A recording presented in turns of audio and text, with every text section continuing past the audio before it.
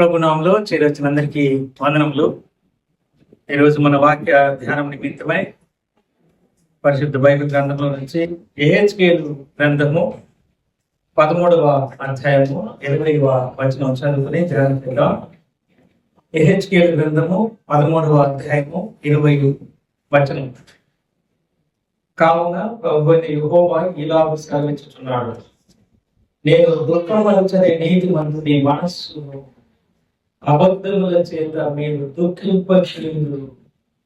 దుర్మార్గులు తమ దుష్ప్రవర్తన విడిచి తమ ప్రాణములను రక్షించుకుంటా మీరు వారిని ధైర్యపరచు. ప్రభు సహాయం కొరకు చిన్న ప్రార్థన చేసుకుని చేద్దాం. ప్రేమ కలిగిన మా ప్రియ పరలోక తండ్రి, ఈ ఉదయకాల సమయమందు మీ పునరుద్ధరణ దినమందు ఆత్మతో సత్యంతో మీ శిలువ మరణ పునరుద్ధానములను నీ పరిశుద్ధమైన పాపం లేని దేహమును పాపం లేని రక్తమును జ్ఞాపకం చేసుకుని మేము మీలో ఆయన పాలు భాగస్తులు కాగలి సహాయం చేసినందుకే స్తోత్రాలు చెల్లిస్తూ చదువుబడి లేఖన భాగంలో నుంచి మాకు మాట్లాడి మా యొక్క ప్రాణాత్మ దేహాలకు నెమ్మదిని కలుగు చేయమని మీకు మహిమ తెచ్చుకోమని యేసుక్రీస్తు ప్రభు పేరిట స్తోత్రములు చెల్లించుకుంటూ ప్రార్థిస్తున్నాము తండ్రి, ఆమేన్. ప్రభునందు ప్రియమైన సోదరులారా, యెహెజ్కేలు గ్రంథంలో 13వ అధ్యాయము 20వ వచనంలో రెండు అర్థాలు ఇచ్చేటువంటి వచనంగా మనము గమనిస్తూ ఉంటున్నాం. ఒకటి, దేవుడు దుఃఖము పుట్టించినటువంటి నీతిమంతులకు దుఃఖము పుట్టించడము, దేవుడు తీర్పు తీర్చినటువంటి దుష్టులకు మంచివాడు అనే తీర్పు తీర్చడము అనేటువంటి మాటలు మనం చూస్తున్నాం. ఇవి రెండు కూడా మంచి మాటలు కాదు. ఈ లోకంలో ఉన్నటువంటి పరిస్థితులు మనం ఆలోచన చేసినప్పుడు నీతిమంతుడు అనేటువంటి వాళ్ళు ఎవరైనా ఉన్నారా అని చూస్తే నీతిమంతుడు లేడు, ఒక్కడు లేడు. అందరూ దేవుని దృష్టికి పాపం చేసినందువలన అందరూ అనీతి మంతులుగానే ఉన్నారు. ఒకవేళ ఏమైనా నీతి ఉంది అని చెప్పుకుంటే మనుషుని యొక్క నీతి దేవుని దృష్టి ఎదుట మురికి పేలికల లాంటిది. కాబట్టి మనుషుడు అబద్ధికుడు అవుతాడు. అలాంటి మనలను నీతిమంతులుగా తీర్చడానికి ఒక్కడు నీతిమంతుడుగా సృష్టికర్త అయిన దేవుడు ఉన్నాడు. ఆయనే ఈ లోకానికి మన వంటి శరీరాకారాన్ని ధరించుకొని మన కొరకు పాపం లేని ఆయన శరీరం మీద మన దోష శిక్షణ వేసుకోవడం ద్వారా మన యొక్క అవినీతిని, మన యొక్క అక్రమాన్ని, మన పాపాన్ని మనము చేసి ఉంటున్నామో ఆ శిక్ష మనది. మనకు బదులుగా ఆయన శిక్ష అనుభవించడం ద్వారా, ఆయన మన కొరకు మరణించడం ద్వారా, ఆయన మన కొరకు సమాధి చేయబడడం ద్వారా, ఆయన పునరుద్ధానాలు కావడం ద్వారా, తిరిగి బ్రతకడం ద్వారా, మనము విశ్వాసం ద్వారా నీతిమంతులంగా తీర్చబడ్డాము. కాబట్టి మనము తీర్చబడినటువంటి నీతిమంతులము. దేవుడు మాత్రమే నీతిమంతుడు. మనుష్యులు అలాగా యేసుక్రీస్తు ప్రభుని నమ్ముకున్నటువంటి నీతిమంతులను దేవుడు ఎన్నడూ కూడా దుఃఖపరచడు. హృదయపూర్వకంగా ఏ మనిషిని ఆయన దుఃఖపరచడు అని విలాప వాక్యంలో మనం చూస్తాం. దేవుడు దుఃఖపరచినటువంటి నీతిమంతులను ఈ లోకంలో ఉన్నటువంటి వాళ్ళు దుఃఖపరుస్తున్నారు. ఇది కొంచెం మనం జాగ్రత్తగా ఆలోచన చేస్తే ఈ నేటి దినాలలో యేసుక్రీస్తు ప్రభు రక్తము ద్వారా కడుగబడి రక్షించబడి నీతిని వెంటాడుచు నీతి కొరకు ప్రాణం పోయినా పర్వాలేదని నిలువబడేటువంటి మనము అనుక్షణము దుఃఖాన్ని ఎదుర్కొంటున్నాము అంటే అది ఎవరి ద్వారా మనం ఎదుర్కొంటున్నాం అనేది మనం అర్థం చేసుకుంటే, దేవుని వాక్యపు వెలుగులో మనం చదువుకుని చూస్తున్నటువంటి వచనాన్ని ఆధారం చేసుకుని దేవుడు ఎన్నడూ తన బిడ్డలను దుఃఖపరిచేవాడు కాదు. ప్రతి నీతిమంతుని శ్రమలు అనేకములు వచ్చినా వాటి నుంచి తప్పించేవాడు. నీతిమంతుడికి ఇరుకులు ఎన్నో ఉంటాయి, ఇబ్బందులు ఎన్నో ఉంటాయి, కానీ వాటి నుంచి ఆయన తప్పించేవాడు. నీతిమంతులకి ఆకలి ఉంటుంది, కానీ దేవుడు ఆకలిని తీర్చేవాడు. నీతిమంతులకు వ్యాధులు వస్తాయి, దేవుడు స్వస్థపరిచేటువంటి వాడు. నీతిమంతులు హృదయము నిర్మలంగా పరిశుద్ధంగా దేవుని ఆత్మకు నిలయంగా ఉంటూ దేవుని మాటల చేత సంతోషిస్తూ ఉంటాడు. కానీ ఎవరు నీతిమంతులను దుఃఖపరుస్తున్నారు? ఈ నేటి క్రైస్తవ్యంలో క్రైస్తవులు ఎక్కడ చూచినా, ఎవరి నోట చూచినా, ఎక్కడో ఒక దగ్గర జరిగినటువంటి అవినీతిని బట్టి, అక్రమాన్ని బట్టి, దుఃఖకరమైనటువంటి సన్నివేశాన్ని బట్టి ప్రతి ఒక్కరూ తలంపులలో హృదయంలో దుఃఖపడము న్యాయమేనా? దేవుని వాక్యము యెహెజ్కేలు గ్రంథంలో నుంచి 13వ అధ్యాయంలో నుంచి 20వ వచనం నుంచి మనతో మాట్లాడుతున్నటువంటి ఆ మాటను దయచేసి మనం అందరం కూడా గ్రహించినట్లయితే, దేవుని వాక్యములో అపోస్తలుడైన పౌలు గారు రోమీయులకు రాస్తూ మాట్లాడినట్లుగా, ఈ లోకంలో వస్త్రహీనత అయినా, ఆకలి అయినా, దుఃఖమైన, చివరికి మరణమైనా కూడా ఆయన ప్రేమలో నుంచి మనల్ని విడిపించడానికి వీలు పడదు అని మనం చూస్తున్నాం. అయితే మనం ఎందుకు ఇక్కడ దుఃఖపడుతున్నాము? ఎందుకు దుఃఖాన్ని ఈ లోకంలో పొందుతున్నాం? కారణం ఏంటి అంటే, నీతిమంతులు ఎల్లప్పుడూ సంతోష సునాదములతోటి రక్షించబడిన ఇంటిలో నుంచి ఆ కీర్తనలు వస్తాయి. ఆనందించండి, మళ్ళా చెప్పదును, ఆనందించండి అని దేవుని వాక్యం చెబుతుంది. దేవుని పరిశుద్ధమైన రక్తంలో కడుగుబడినటువంటి ఆయన సంఘము ఎప్పుడూ ఆనందిస్తూనే ఉండాలని దేవుని యొక్క కోరిక, దేవుని వాక్యం యొక్క కోరిక. అయితే ఈ భాగంలో ఎవరు దుఃఖపరుస్తున్నారు అనేది మనం చూస్తే, కావున ప్రభువైన యెహోవా ఈలాగు సెలవిచ్చుచున్నాడు, నేను దుఃఖపరచని నీతిమంతుని మనస్సును. దేవుడు నీతిమంతుని మనస్సును దుఃఖపరచడు అని ఈ వచనాన్ని ఆధారం చేసుకుని మనం మాట్లాడుకుంటున్నాం. కానీ ఎవరు దుఃఖపరుస్తున్నారు అనేది అక్కడనే మనం చూస్తే, అబద్ధముల చేత మీరు దుఃఖింపజేయుదురు. ఎవరు వీళ్ళు? దేనితోటి మనుషులను, నీతిమంతులను దుఃఖింపజేస్తున్నారు? అబద్ధముల చేత దుఃఖింపజేస్తున్నారు. ఎవరు వీళ్ళు? అబద్ధములకు జనకుడైనటువంటి వాళ్ళ యొక్క పిల్లలు. దేవుని పిల్లలు, దేవుని పిల్లలు కానివారు. సృష్టించినప్పుడు అందరూ దేవుని పిల్లలే, కానీ దేవుని మాట వినకపోయినందువల్ల లోకంలో దేవుని పిల్లలుగా ఉండాల్సిన వాళ్ళు వ్యతిరేకమైనటువంటి, దేవునికి వ్యతిరేకమైనటువంటి క్రియలు చేస్తూ ఉన్నందువలన వారు దేవుని పిల్లలుగా పిలువబడడం లేదు. అందుకనే యేసుక్రీస్తు ప్రభు లోకానికి వచ్చినప్పుడు తన్ను ఎందరు అంగీకరిస్తారు వారందరూ దేవుని పిల్లలయ్యే భాగ్యాన్ని ఆయన అనుగ్రహించడానికి మనం చూస్తున్నాం. కాబట్టి నీతిమంతులను దుఃఖపరచినటువంటి దేవుడు, నేను దుఃఖపరచని నీతిమంతుని మనస్సును అబద్ధముల చేత లోకములో ఉన్నవారు దుఃఖపరుస్తూ ఉన్నారు. ఇప్పుడు చెప్పండి, మీరు ఇంటికి పోయి దుఃఖపడతారా? అది ఏ విషయమైనా కానీ, ఒకవేళ మీరు దుఃఖపడుతున్నారు అంటే ఎవరి చేత మీరు దుఃఖపరచబడుతున్నారు చెప్పండి. అంతే, వాడికి ఒక పెద్ద బోధ నేను చేయలేను, నాకు రాదు చెప్పడం. ఆయన ఏం చెప్పమంటే అది. అబద్ధముల చేత దుఃఖపడుతున్నాం మనం. అది అర్థం చేసుకుంటే అసలు దుఃఖం అనేది మనం ఒంట్లకు కూడా రాదండి. దయచేసి గమనించండి. ఎందుకు క్రైస్తవులు దుఃఖపడుతుంది, ఏడుస్తూ ఉన్నారు? కారణం ఏంటి? అబద్ధముల చేత మనుష్యులు దుఃఖపరుస్తూ ఉన్నారు. దేవునికి అవిధేయులైనటువంటి వారు, భక్తిహీనులైనటువంటి వాడు నీతిమంతుల మీద నిందలు మోపుతూ దాని వలన మనస్సును గాయపరుస్తూ దుఃఖపరుస్తున్నారు. కానీ నేను దుఃఖపరచట్లేదని దేవుడు చెప్పినప్పుడు మనం దుఃఖపడచ్చా?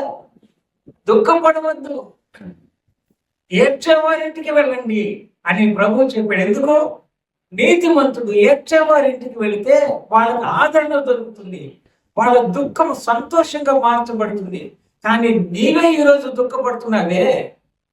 ఎవరి వలన నీవు దుఃఖపడుతున్నావు అర్థం చేసుకోకుండా దుఃఖపడుతున్నావే. అదే ఈరోజు మన అంశం. మనుష్యుల అబద్ధముల చేత. ఎక్కడన్నా చూడండి, పైన హెడ్డింగ్ ఒకటి ఉంటుంది, లోపల ఇంకొకటి ఉంటుంది. దేవుని వాక్యము శుద్ధ సువర్ణమయమైనటువంటి ఆరోగ్యవంతమైనటువంటి దేవుని మాటలు దేవుని దాసుల ద్వారా ప్రభు పరిశుద్ధమైన ఆత్మ ద్వారా మనకు క్షేమాభివృద్ధికరంగా ఉండేటట్టుగా మాట్లాడుతుంటే ఆ వాక్యాలను చూసేవాడు ఎంతమంది, ఆ వాక్యాలను చూసి ఇష్టపడినట్టుగా గుర్తించేవాడు ఎంతమంది, నాకు ఎప్పుడు ఈ వాక్యాలు కావాలి నా ఫోన్లని కోరుకునేవాడు ఎంతమంది. అబద్ధముల చేత దుఃఖపరచబడుతున్నటువంటి నీతిమంతులను ఈరోజు చూస్తున్నాం. సమయం అంతా దానికి ఖర్చు పెడుతున్నటువంటి నీతిమంతులను మనం చూస్తున్నాం. తలంతా పాడైపోతుంది, హృదయం అంతా పాడైపోతుంది, దుఃఖంతో నింపబడుతూ ఉంది. దేవుడు అంటూ ఉంటున్నాడు, నేను నీతిమంతుని దుఃఖపరచడం లేదు, అతని మనస్సును నేను దుఃఖపరచడం లేదు, కానీ అబద్ధముల చేత వారి యొక్క మనస్సును దుఃఖపరుస్తూ ఉన్నారు అని దేవుడి వాక్యము సెలవిస్తున్నట్టుగా ఈ వాక్య భాగంలో చూస్తున్నాం. రెండో మాట ఏముంటుందంటే, అక్కడ దుర్మార్గులు తమ దుష్ప్రవర్తన విడిచి తమ ప్రాణములను రక్షించుకొనకుండా వారు వారిని ధైర్యపరుతురు. ఇంత ఆశ్చర్యకరమైన వాక్యాలు దేవుడు మనతో మాట్లాడుతున్నట్టు. నేను అక్కడున్న స్వచ్ఛమైన తెలుగు భాషలో చదివాను. మన భావం ఎట్లా ఉంది చూడండి. ఇంక దాని గురించి ఏమైనా వ్యాఖ్యానం చేయాలా? ఇక్కడ ఏముందనంటే, దుర్మార్గులు తమ దుష్ప్రవర్తన విడిచి తమ ప్రాణములను రక్షించుకోనకుండా, అర్థమైపోయింది కదండి. దుర్మార్గులు తమ యొక్క దుష్ప్రవర్తన నుంచి తమ ప్రాణాన్ని రక్షించుకోకుండా వీళ్ళు ఏం చేస్తున్నారంట,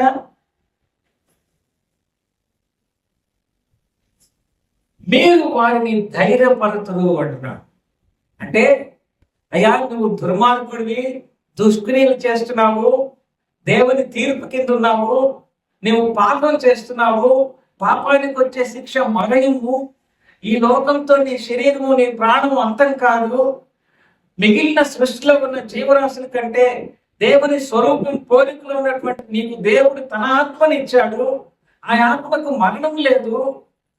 అలాంటి నీ ఆత్మ పరలోకంలో దేవునితో ఉండాలి అని అంటే ఈ లోకంలో నీ యొక్క దుష్ట ప్రవర్తన, నీ దుష్ప్రవర్తన వలన నీవు మరణిస్తావు, దాని నుంచి నీవు తప్పించుకో, రక్షించబడు అని చెప్పడానికి బదులుగా నీవు దుష్టత్వాన్ని జరిగిస్తున్నావు, దుష్క్రియలు చేస్తున్నావు, అలాగనే వెళ్ళు, అలాగనే చెయ్యి అని బలపరుస్తున్నారంట. ఎవరు వీళ్ళు? దేవుని నామాన్ని ఎరుగినటువంటి వారు, పరిశుద్ధ దేవుని సన్నిధిని రుచి చూడనటువంటి వాళ్ళు, దుష్టులు రక్షించబడాలనేటువంటి కోరిక వీళ్ళకి లేనే లేదు. ఆ దుష్టులు ఇంకా దుష్టత్వం చేయడానికి లోకములో ఉన్నటువంటి వాళ్ళు ఏం చేస్తున్నారు, వాళ్ళని బలపరుస్తూ ఉంటున్నారు. దేవుని కొరకు నీతిగా నిలువుకున్నటువంటి వాళ్ళని బలపరచడానికి బదులుగా లోకంలో కళ్ళ ఎదుట చెవులకు వినబడేటట్టు కళ్ళకు కనబడేటట్టు దుష్క్రియలు చేస్తున్నటువంటి దుష్టులను వీళ్ళు ఏం చేస్తున్నారు, బలపరుస్తున్నారు. లోకంలో సంభవించేటువంటి నేటి నశించిపోతున్నటువంటి లోకంలో, నేటి ఆధునికమైనటువంటి కుటుంబాలలో, నేటి ఆధునికమైనటువంటి ప్రభుత్వాలలో, నేటి ఆధునికమైనటువంటి టెక్నాలజీలో దుష్టత్వాన్ని పురుకొల్పుచు దుష్టుని బలపరుస్తూ దుష్టుడు తన దుష్టత్వాన్ని బట్టి రక్షించబడకుండా అడ్డుపడుతున్నటువంటి వాళ్ళు ఎవరు అనంటే ఎంత స్పష్టంగా ఉంది కదా. దేవుని సువార్త వినబడకుండా చేయడానికి అడ్డుపడుతున్నారు అనంటే దుష్టుడు రక్షించబడడానికి వారికి ఇష్టమో లేదు. అందుకనే దేవుని మాటలు వినడానికంటే ఎక్కువగా లోకంలో ఉన్నటువంటి మాటలు వినడానికి వాడు ప్రేరేపిస్తూ ఉంటాడు. లోకంలో ఉన్నటువంటి సంభాషణ చెవులు కొనుక్కుంటారు అని అంటారు. నేటి క్రైస్తవ ప్రపంచంలో ప్రసంగికులు కూడా ఎలా ఉంటున్నారంటే ఒక డిటెక్టివ్ మాట్లాడినట్టుగా వాక్యం చెబుతున్నారు. ఒక భయంకరమైనటువంటి హత్య జరిగేటువంటి సన్నివేశాన్ని కన్నులకు కట్టినట్టుగా చూపించి ప్రసంగాలు చేస్తున్నారు. అలాంటి ప్రసంగాలు చెవులు కొనుక్కొని వింటున్నారు. కానీ దేవుని వాక్యపు వెలుగులో వచనము వెంబడి వచనం ఏమేమి వ్రాసి ఉందో దానిని చదివి ప్రకటన చేస్తున్నటువంటి దేవుని మాటలు వినేటువంటి వాళ్ళు ఈ రోజున చాలా తక్కువైపోయారు. లేదు అని అంటే మనస్సును ఎమోషన్ కి గురి చేసి, కన్నీటికి గురి చేసి, తాత్కాలికంగా నేను దేవుని అనుభవించాలని తృప్తిపడి మందిరము గేట్ దాటి అవతలికి వెళ్ళిన తర్వాత యథావిధిగా జీవించే ప్రసంగాలంటే నచ్చుతూ ఉన్నారు. కానీ ఇలాంటి గద్దింపుతో కూడినటువంటి వాక్యం చెప్పేటువంటి వాళ్ళు కూడా లేనే లేదు. అరిచి అరిచి అరిచి పెద్దవాళ్ళందరూ వెళ్ళిపోయారు. ఇప్పుడు క్రమశిక్షణ లేదు. కొత్త రకమైనటువంటి కార్పొరేట్ సంఘాలు ఏర్పడిపోయినాయి. ఏ సంఘములో కూడా ఆ సంఘస్థులు ఇంకొక సంఘానికి వెళితే సహించలేరు, పాపాత్ములుగా పరిగణిస్తారు. రకరకాల శాఖోపశాఖలు అయిపోయినాయి. దేవుని వాక్యపు వెలుగులో ఇవన్నీ కూడా దేవుడు కోరుకున్నటువంటివి కాదు. ఒకే దేవుడు, ఒకే సంఘము, ఒకే పెళ్లి కుమారుడు, ఒకే పెళ్లి కుమార్తె. ఆ భావనతో ఎందుకు నీవు ప్రవర్తించలేకపోతున్నావు? ఎందుకు శుద్ధ సువర్ణమైనటువంటి దేవుని ఆరోగ్యవంతమైనటువంటి బోధ నీ చెవులకు ఇష్టం కాకుండా ఉంది?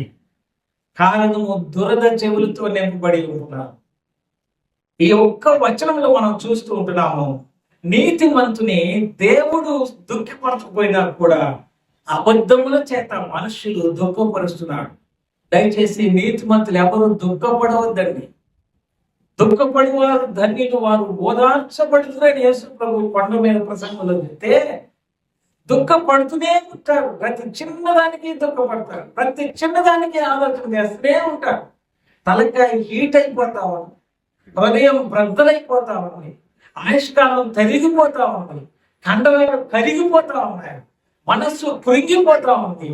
పిల్లల భవిష్యత్తు చూడాల్సినటువంటి తల్లిదండ్రులు అర్ధాంతరంగా ముగించుకుంటున్నారు.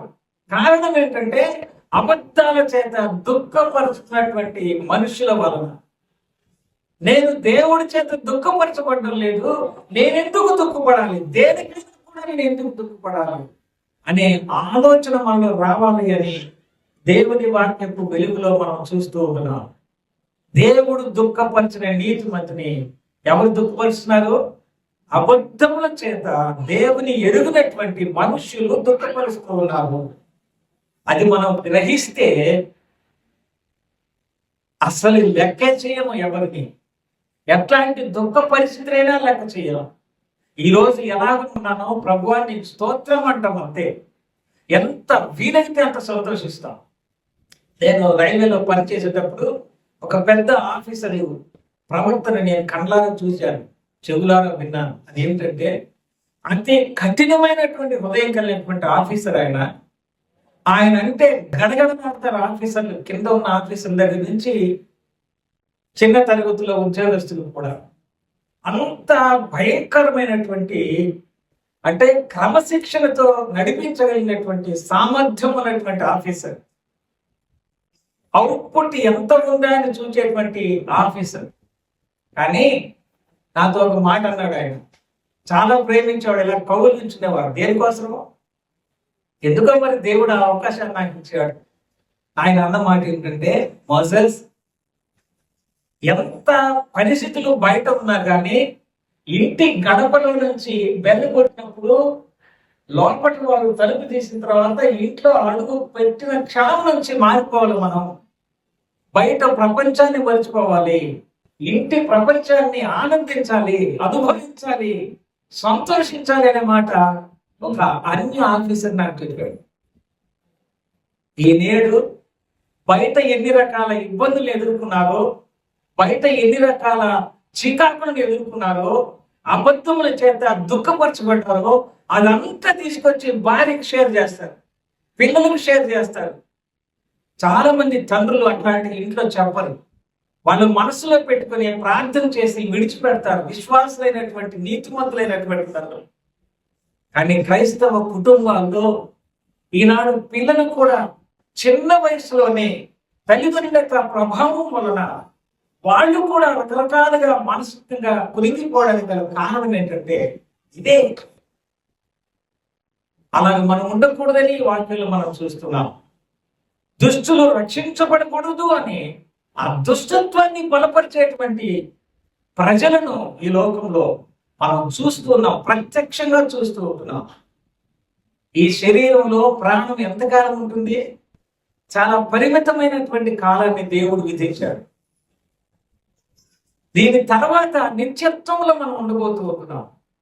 ఆ నిత్యత్వంలో ఉండబోతున్నటువంటి ఆ సంగతి ఇప్పటి కాలపు శ్రమలు రాబో మహిమ ఎదుట ఎన్న తగినవి కావు అని స్పష్టంగా తెలియజేసినప్పుడు మనం ఎందుకండి దుఃఖపడాలి? అందరి ముఖాలు కాస్త సంతోషంగా కనబడివ్వండి. నాకు పెద్దవాడిని కాబట్టి అడుగుతున్నా స్వతంత్రంతో, అందరి ముఖాలు సంతోషంతో కనబడివ్వండి. మరొకసారి ఇక్కడనే గమనించండి, ప్రభు తన యొక్క దాసుల ద్వారా మనతో మాట్లాడుతుంటున్నాడు. ఇంకా మీదట దయచేసి దుఃఖపడకండి, మీ ముఖంలో అదే చిరునవ్వు ఉండాలి. నొసలు చిట్లించకండి, కోపపడకండి, కుటుంబంలో నెమ్మదిగా ఉండండి, సంతోషంగా ఉండండి. ఎవరో మనల్ని దుఃఖంలో పంపించాల్సిన అవసరం ఏముంది? మనం ఎందుకు లెక్క చేయాలి అలాంటి అబద్ధపు మాటల వలన? అంతేకాకుండా దుష్టత్వాన్ని విడిచిపెట్టకుండా ఆ దుష్టుని బలపరిచే మనసు కలిగి, ప్రకటన గ్రంథంలో ఏముందంటే, దుష్టుడు ఇంకా దుష్టత్వం చేస్తూనే ఉండనివ్వండి. ఇక సువార్త అయిపోయింది చెప్పేసి అనే మాట ఉండదు. నీతిమంతుడు ఇంకా నీతివంతుడుగానే ఉండనియండి. సువార్త చెప్పి ముగించబడినటువంటి ఆ దినాల్లో, రాబోయే దినాల్లో ఉండే ప్రసంగాన్ని ప్రకటన గ్రంథం చివరి అధ్యాయంలో మనం చూస్తాం. కానీ దేవుని వాక్యం మనకు దేవుడు అనుగ్రహిస్తూ ప్రకటిస్తున్నటువంటి మాటల్ని మనము గమనించగలుగుతూ ఉంటున్నాం. ఏమి గ్రంథం 14వ అధ్యాయము 13వ వచనం నుంచి 17వ వచనం వరకు మనం చూస్తే, అందుకు నేను, అయ్యో ప్రభువా యెహోవా, మీరు ఖడ్గము చూడరు, మీకు క్షామము కలుగదు, ఈ చోటును నేను స్థిరమైన సమాధానం మీకు ఇచ్చేదని ప్రవక్తలు వారితో చెబుతున్నారని నేను అనగా, యెహోవా నాతో ఇట్లను, ప్రవక్తలు నా నామమును బట్టి అబద్ధములు ప్రకటించుచున్నారు. నేను వారిని పంపలేదు, వారికి ఆజ్ఞయ్యలేదు, వారితో మాట్లాడలేదు. వారు అసత్య దర్శనమును, శకునమును, మాయ తంత్రమును, తన హృదయమున పుట్టిన వంచనను ప్రకటన చేయుచున్నారు. కావున నేను వారిని పంపకపోయినాను. నా నామమును బట్టి ఖడ్గమైనను క్షామమైనను ఈ దేశంలో రాదని చెప్పుచు అబద్ధ ప్రవచనములు ప్రకటించు ప్రవక్తలను గూర్చి యెహోవా ఇలాగూ సెలవించుచున్నాడు. చూసారా? ఈ వాక్యంలో మనం చూస్తే దేవుడు ప్రకటించినటువంటి ప్రకటనలు ఈ వాక్యంలో ప్రకటిస్తూ ఉంటున్నాడు. ఖడ్గము చూడరు మీరు, మీకు క్షామం కలగదు, మీరు స్థిరమైన సమాధానం మీకు ఇస్తాను అని దేవుడు మీకు చెప్తున్నాడు అని చెప్తున్నాడండి. ఈ ప్రసంగంతోనికే మనం వెళ్తాం. కానీ దేవుడు ఏమంటున్నా అంటే, నేను అలాంటి అబద్ధ ప్రవక్త, అంటే దుష్టత్వాన్ని నుంచి దుష్టుడు మరణించకూడదని నేను కోరుకుంటూ ఉంటే, మీకు క్షామమే లేదు, మీకు ఖడ్గమే లేదు, మీరు సమాధానంగా ఉంటారు అని దేవుడు చెబుతున్నాడని అబద్ధ ప్రవక్తలు చెబుతూ ఉన్నారు. చూసారు ఎంత వ్యతిరేకంగా వాళ్ళు మాట్లాడుతున్నారు? దేవుడు ఏమంటున్నాడు? నేను వాళ్ళను పంపలేదు, నేను వాళ్ళతో మాట్లాడలేదు, నేను వాళ్ళను పిలవలేదు అని ఆయన అంటూ ఉన్నాడు. మోసపూరితమైనటువంటి ప్రసంగాలతో దేవుడు నిన్ను సమాధానంతో ఉంచుతాడు. పాపం చేసిన వాడు ప్రార్థన చేయని వస్తే పాపానికి శిక్షణ గురించి చెప్పి ఆయన ఆలోచనలో, ఆయన మనసులో, ఆయన సమయంలో ఆయన రక్షించబడేటట్టుగా మనం సహాయం చేసి ప్రార్థన చేసి పంపించడం మంచిదా? దేవుడు నిన్ను దీవించుగాక, నీకు సమాధానం ఉంటుంది, దేవుడు నీకు ఏ హాని చేయడు, దుష్టుడు నేను ముట్టడు, వాక్యాలు చదివి పంపించేస్తా ఉన్నా. కానీ దేవుడు అంటున్నాడు అబద్ధ ప్రవక్తలు అని వారి గురించి చెప్తున్నాడు. ఈ లోకంలో అలాంటి పరిస్థితులే మనం చూస్తా ఉన్నాం. నేను వాళ్ళని అసలు పిలవలేదు, నా మాటలు వాళ్ళకి చెప్పలేదు, నేను వారి గురించినటువంటి ఆలోచన లేదు నాకు, కానీ వాళ్ళు ఇలాగ చేస్తున్నారని అందుకున్నాను. ప్రభునందు ప్రియ సోదరి సోదరుల, మనము ఎలాంటి వాక్యాలు వింటూ ఉన్నాం, ఎలాంటి పరిస్థితులు మనం చూసుకుంటున్నాం, దయచేసి ఆలోచించాలని ఈ దేవుని వాక్యంలో నుంచి మనం ధ్యానం చేస్తూ ఉంటాం. కాబట్టి నీతిమంతుని యొక్క హృదయాన్ని కలవరం చేస్తూ అబద్ధాల చేత మనస్సును దుఃఖపరుస్తూ దుష్టులు మార్గము మార్చుకోకుండా ఆ దుష్టత్వంలో వారిని ఇంకా బలపరుస్తూ ప్రోత్సాహం చేస్తున్నారు. కానీ నీతిమంతుడు దేవుని నీతిలో ఆనందించకుండా అబద్ధాలు బోధించి చెప్పి ఆ నీతిమంతుని మనస్సులో దుఃఖాన్ని కలిగిస్తున్నారు. అది నేను చేయట్లేదని దేవుడు చెప్తున్నట్టు ఇర్మియా గ్రంథంలో కూడా మనం చూచాం.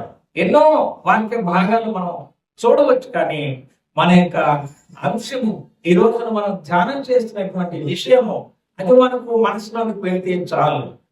మనము దుఃఖపడుతున్నామనంటే అబద్ధముల చేత దుఃఖపడుతున్నాం. మనల్ని సంతోషంతో ఉంచడానికే దేవుడు ఈ లోకానికి వచ్చాడు. యేసు ప్రభు ఈ లోకానికి వచ్చేటప్పుడు ఏమని చెప్పారండి దేవదూతలు? ప్రజలందరికీ కలుగుకోవు మహా సంతోషకరమైన సువర్తమానం అని చెప్పారు. మరి మనం దుఃఖపడుతున్నామనంటే ఆయన మనల్ని దుఃఖపరచడు. దైవ చిత్తానుసారమైన దుఃఖము మారు మనసు కలుగు చేయడానికి పశ్చాత్తాపాన్ని పుట్టిస్తుందని దేవుని వాక్యం చెబుతుంది. ఆ పశ్చాత్తాపంతో రక్షణ దొరికిన తర్వాత ఏం చేస్తాడు? ప్రభు దగ్గర స్వస్థత పొందినటువంటి వాడు గంతులు వేసుకుంటూ మందిరంలోకి వెళ్ళినట్టుగా మనం చూస్తున్నాం.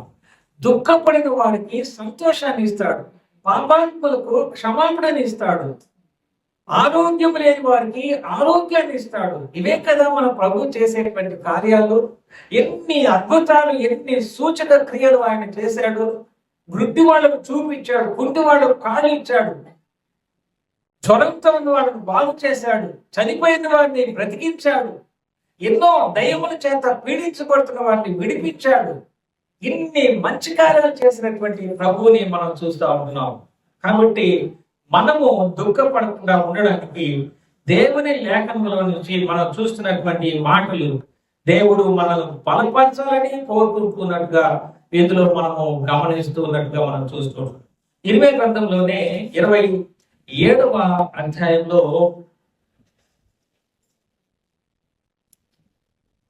లేక 29వ అధ్యాయంలో 32వ వచనం చదువుతున్నాం. ఇర్మియా గ్రంథము 29:32వ వచనం. నెహూలమీయుడైన షమయ యెహోవా మీద తిరుగుబాటు చేయడం అని చాటించాను కనుక అతని సంతానము నేను శిక్షించుచున్నాను. ఈ జనులలో కానుపడి ముందు వాడు ఒకడును అతనికి మిగిలి ఉంటాడు. నా ప్రజలకు నేను చేయు మేలును అతడు చూడడు. ఇదే యెహోవా. అలాగ మనుషులను అబద్ధముల చేత బాధపడేటువంటి వారిని అతను ఉండకుండా నేను చేస్తాను. నా జనులకు నేను మేలు చేసేటప్పుడు ఆ మేలు అనుభవించడానికి అలాంటి వారు ఉండరు అని ఈ వాక్య భాగంలో మనము గమనించగలుగుతూ ఉంటున్నాం. దేవుని వాక్యంలో ఒక చిన్న మాట మనం చదువుకొని ముగిస్తున్నాం. ఇర్మియా గ్రంథం 33వ అధ్యాయము 14వ వచనం. ఇర్మియా 33:14వ వచనం. యెహోవా వాక్కు ఇదే, ఇశ్రాయేలు వంశస్థులను గూర్చియు యూదా వంశస్థులను గూర్చియు నేను చెప్పిన మంచి మాట నెరవేర్చు దినములు వచ్చుచున్నవి. ఏం మాట అండి? మంచి మాట. ఈ మాట బైబిల్ గ్రంథం అంతట్లో ఎంత అందమైనటువంటి మాట, ఎంత చక్కటి మాట వినడానికి. మంచి మాట నెరవేర్చే దినములు వచ్చుతున్నవి. ఏది మంచి మాట? లోకంలో మంచి మాట ఉందా? ఇప్పుడు దాకా మనం విన్నాం. వాళ్ళు మాట్లాడే ఆ చెడ్డ మాటల వల్ల మన మనస్సు దుఃఖపరుస్తున్నారు.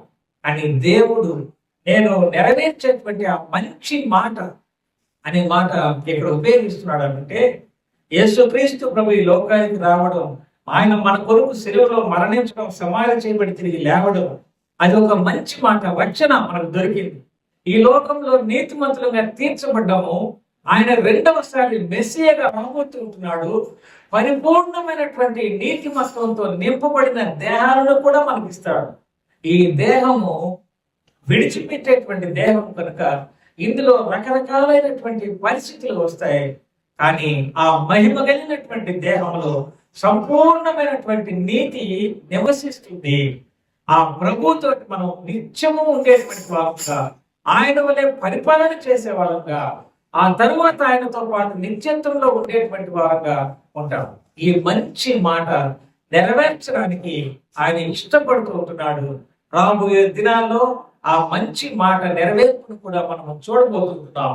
ఈ దినాలలో దేవుని యొక్క వాక్యాన్ని గురించి ప్రకటన 19వ అధ్యాయం 10వ వచనం ఏంటంటే, యేసు క్రీస్తును గురించిన ప్రవచన వాక్య సారాంశం అంతా కూడా మంచిది అని రాయబడినట్టుగా మనం చూస్తున్నాం.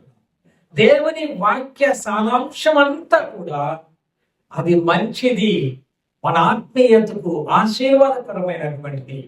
కాబట్టి అట్టి మాటలను హృదయంలో భద్రం చేసుకొని అనవసరమైనటువంటి వాటిని మన మనస్సులోకి తెచ్చుకొని విని దుఃఖపడకుండా, మనస్సులు పాడు చేసుకోకుండా, లోకంలో ఉద్యోగంలోనైనా, వ్యాపారంలోనైనా, స్కూల్లోనైనా, హాస్టల్లోనైనా, ప్రయాణాల్లోనైనా, ఎక్కడైనా చూడండి, మీరు ఎక్కడ కూడా సంపూర్ణంగా నీతిమంతుడు సంతోషించడానికి వీలుండే పరిస్థితులు మనకు కనబడవంటే అది సత్యం.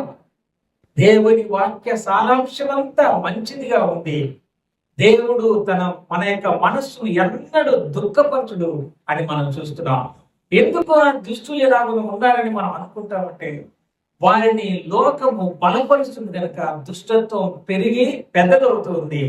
కానీ ఒకప్పుడు ఆ మంచి చేసే దేవుడు మెస్సియాగా తిరిగి వచ్చినప్పుడు ఇదంతా మనకు కంటికి కనిపించనే నేను నా ప్రజలకు చేసే మేలు చేసే ఆ సమయంలో ఇలాంటి వారు అసలు కనబడుకొని ఒక మాటను కూడా మనం చదువు. ఈ మాటల చేత ఆదరించబడుతూ బలపరచబడుతూ ప్రభు కొరకు లోకంలో నమ్మకమైన సాక్షులంగా ముందుకు సాగడానికి ప్రభు మనకు సహాయం చేయగలరు. చిన్న ప్రార్థన చేసి, ప్రేమ కలిగిన మా ప్రియ పరలోకపు తండ్రి, మిమ్మల్ని ఆరాధన చేసే విషయంలో సహాయం చేశారు. మీ మాటలు మేము చదువుకుని ధ్యానం చేసే విషయంలో మాకు సహాయం చేశారు. ఈ మాటలు మా హృదయాల్లో భద్రపరుచుకొని అన్ని విషయాలు దుఃఖపడకుండా సంతోషంతో విరిచిన ఆయుష్కాలంలో ఆరోగ్యంతో మేము జీవించడానికి సహాయం చేయగలుగుతాం. వాళ్ళెవరినైనా మా యొక్క మనసులో దుఃఖపరచడానికి అబద్ధముల చేత మీరు మా మనస్సును దుఃఖపరచరు కదా, నీ మాటల చేత బలపరచబడ్డానికి సహాయం చేయండి. దుష్టుడు దుష్టత్వం నుంచి రక్షించబడకుండా వాడు ఇంకా వాళ్ళ దుష్టత్వంలో బలపరుస్తున్నారు తెలుసా. మేము చెప్పగలిగినంత వరకు చెప్పగలం, కానీ వారు నమ్ముకునేటువంటి బాధ్యత వారి మీదే ఉంటుంది. అందుచేత మీరు ఇచ్చినటువంటి సమయంలో అనవసరమైనటువంటి దుఃఖం మేము పొందకుండా నిమిత్త మాత్రము మేము ఆత్మలను ఆకర్షించి రక్షించేవాడు, ఒప్పించేవాడు మీరని మీకు అప్పగించి ఈ లోకంలో మీరు ఏది చెప్పమన్నారో అది చెప్పేటువంటి వారంగా మీ నమ్మకమైనటువంటి సేవకులుగా మీ కుటుంబంలో, మీరిచ్చిన కుటుంబంలో సంతోషంతో, సమాధానంతో, ఆశీర్వాదకరంగా ఉండే బిడ్డలుగా ఉండే భాగ్యం దయచేస్తాను. అక్రమం జరుగుతున్నటువంటి స్థలంలో మీరు ఏమీ జరగదు, మీకు సమాధానం ఉందని చెప్పేటువంటి ఈ నేటి అబద్ధపు ప్రవర్తనలు నివాసం ఉన్నటువంటి దినాల్లో స్పష్టమైన మీ లేఖనంలో మాకు మాట్లాడి మిమ్మల్ని స్తుతిస్తూ దీవించి పంపించుకొని మీకు మహిమ తెచ్చుకోమని, మెరుగైన ఆరోగ్యములతో మీ శరీరంలో కనిపించే పర్యంతరం మాకు తోడుగా ఉంటుంది. యేసు క్రీస్తు ప్రభు పేర స్తోత్రములు చెల్లించుకుంటూ ప్రార్థిస్తున్నాము తండ్రి. దానికి ఉన్నారండి.